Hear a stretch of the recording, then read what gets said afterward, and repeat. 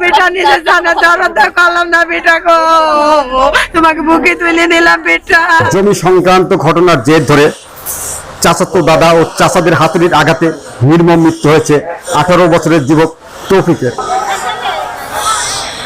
এছাড়া উক্ত ঘটনায় 5 থেকে 6 জন গুরুতর আহত হয়েছে এবং আহত অবস্থায় তারা চিকিৎসাধীন রয়েছে বলে জানা যায়।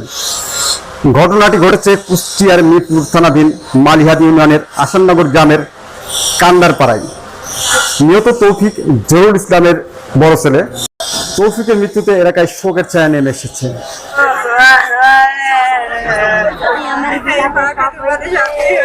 এ বিষয়ে নিহতের স্বজন ও এলাকাবাসীরা বলেন,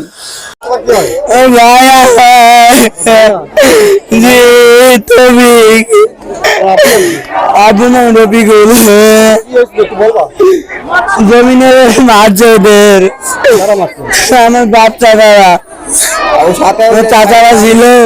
ভাইকে মারতে গেছিল চাচারা? জি, চাচারা আমার চাচারা লোক নামছিল, ওরা মারছে।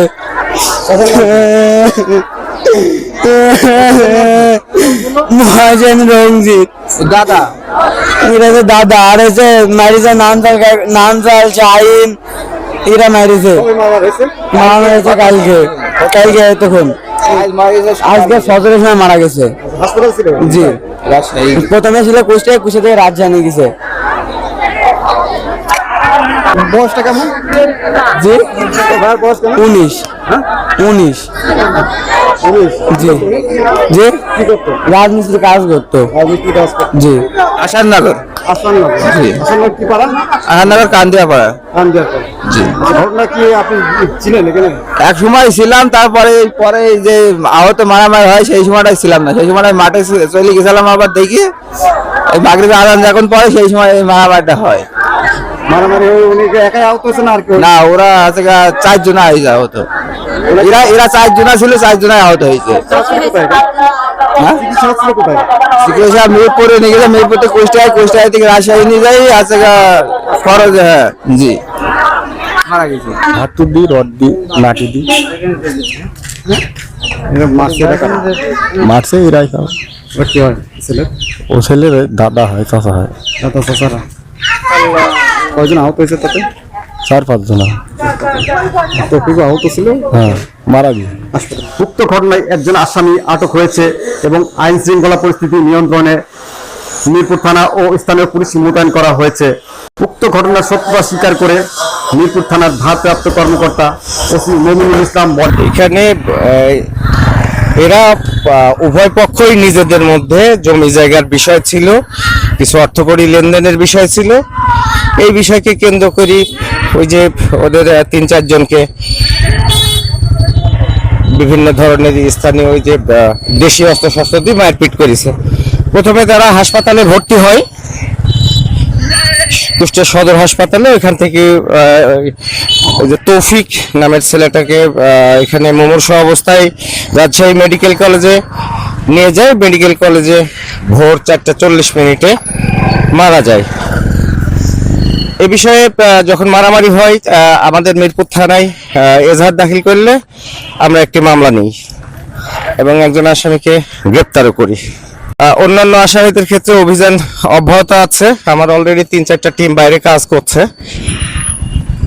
আশা করি সেগুলো আমরা অ্যারেস্ট করতে পারবো। আইন শৃঙ্খলা আমাদের নিয়ন্ত্রণেই আছে, সম্ভাবনা অবনতি হওয়ার সম্ভাবনা আমি দেখি না, কারণ স্থানীয় লোকজন যথেষ্ট সাপোর্ট করছে পুলিশকে এবং তারাও সচেতন হয়েছে যাতে গন্ডগোল আর নতুন করে আর না হয়।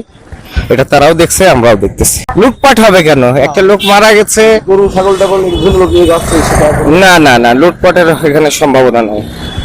এই বিষয়ে মালিহাদি ইউনিয়ন বিএনপির সভাপতি নূরে আল আমিন বুলবুল বলেন, গতকালকে আসাননগর গ্রামের কান্দিপাড়ায় একটা অনাকাঙ্ক্ষিত ঘটনা ঘটেছে, যেটা তাদের পারিবারিক জমি সংক্রান্ত বিষয়।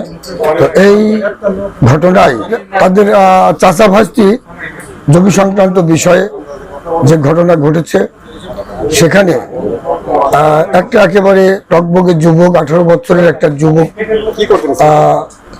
সেটা আমার মনে হয় যে গতবার এসএসসি পরীক্ষাতে সে ফেল করছে, যে কারণে ছেলেটার সম্ভবত কুয়েতে যাওয়ার জন্য তার টাকা পয়সা জমা দিয়েছে। আগামী কাল অর্থাৎ 11 তারিখে তার ফ্লাইট হওয়ার কথা ছিল।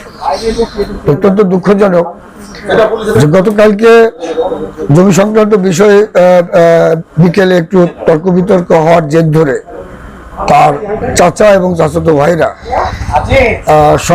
সংঘবদ্ধভাবে তাদের বাড়ির উপরে গিয়ে অতর্কিত হামলা করেছিল এবং তারা প্রাণের ভয়ে বাড়ি ছেড়ে তারা মাঠের দিকে দৌড় দিয়েছিল। সেখানে তাদেরকে একেবারে টেনে ধরে তাদেরকে অতর্কিত হামলা করার পর তারা কুষ্টিয়া সদর হসপিটালে চিকিৎসার জন্য যায়।